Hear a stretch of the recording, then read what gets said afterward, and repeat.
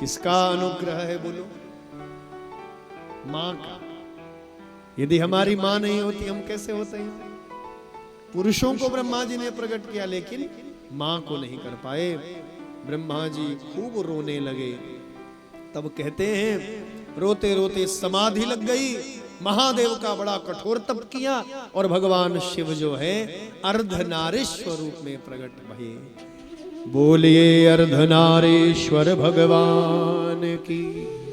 आधा शरीर नर का और आधा शरीर नारी का। देखो प्रत्येक पुरुष के अंदर स्त्रीत्व भाव है, यह विज्ञान कहता है। आपको वामांगी क्यों कहते हैं?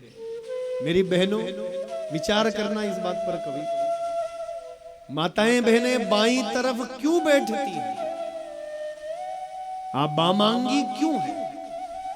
वामांगी इसलिए है क्योंकि बायां भाग जो है वो नारी प्रधान है। ये विज्ञान भी आज कह रहा है।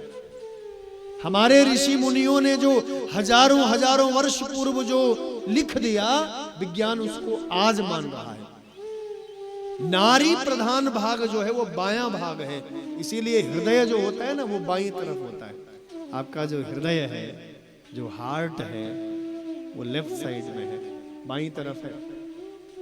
और नारियां जो हैं, माताएं जो हैं, वो हृदय प्रधान है। हृदय की प्रधानता होती है ना, आप में भावुक होती हैं, सरल होती हैं, सहज होती हैं, हृदय प्रधान है। इसीलिए माताओं बहनों को वामांगी कहा गया। आप बायां अंग हो। बायां अंग का अर्थ है कि पुरुष का जो बायां अंग है वो स्त्री प्रधान है, स्त्रीत्व प्रधान है।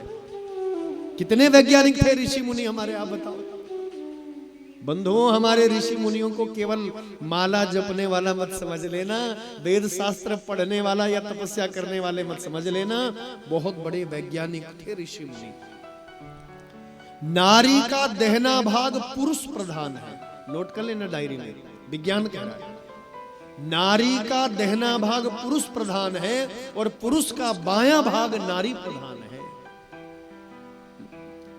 मेरी बहनों, जब आप पूजा में बैठती हो, यज्ञ में बैठती हो, तो पति के दाईं तरफ बैठना चाहिए। क्यों? क्योंकि दाहिनी तरफ जो है वो श्रेष्ठ लोगों का स्थान होता है। आप शक्ति हो, आप महालक्ष्मी रूपा हो, आप शक्ति स्वरूपा हो। इसलिए शुभ काम में आपको दाहिनी तरफ बैठना चाहिए। कई लोग बड़ा कंफ्यूज हो जाते हैं कि दाहिनी तरफ बैठना कि बाईं तरफ बैठना। नोट कर लीजिए, जब पूजा पद्धति में आप बैठते हैं तो दाहिने भाग में होना चाहिए, क्योंकि नारी शक्ति है। बिना शक्ति के कोई कार्य नहीं हो सकता। इसलिए शुभ काम में पूजा करते समय, यज्ञादि कर्म करते समय आपको दाहिनी तरफ बैठना चाहिए, पति के दाहिने भाग में रहना चाहिए। इसका अर्थ यह है कि श्रेष्ठ लोग जो है उनको दाहिनी तरफ रखना चाहिए। गुरु हैं, बड़े बुजुर्ग हैं, उनको दाहिनी तरफ, बायां भाग अच्छा नहीं माना जाता। देना हो या खोदी का गणेशा है, देना हो या मोरी का नारायणा है। देना हो या खोए का गणेशा, तो देना, देने का अर्थ क्या है? शुभ काम में दाहिनी तरफ, मेरे दाहिनी तरफ रहे तो श्रेष्ठ लोग, बड़े लोग, शक्ति रूपा आप हो। इसलिए शुभ काम में दाहिनी तरफ होना चाहिए।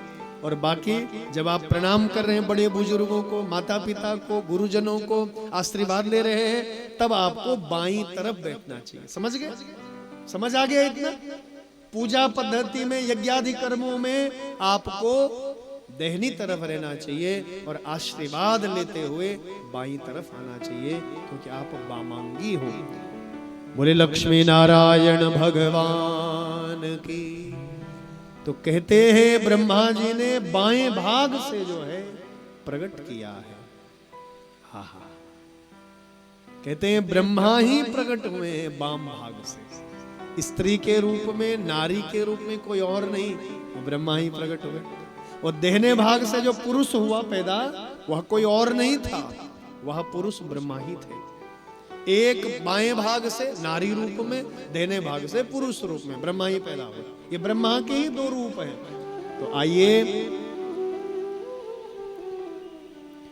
यस्तु पुमानसो भून मनुः स्वयं भुवा स्वराट स्त्रियासीत छतरूपाख्याम महिषस्या महात्मना। सतरूपा और मनु जो है प्रकट हुए।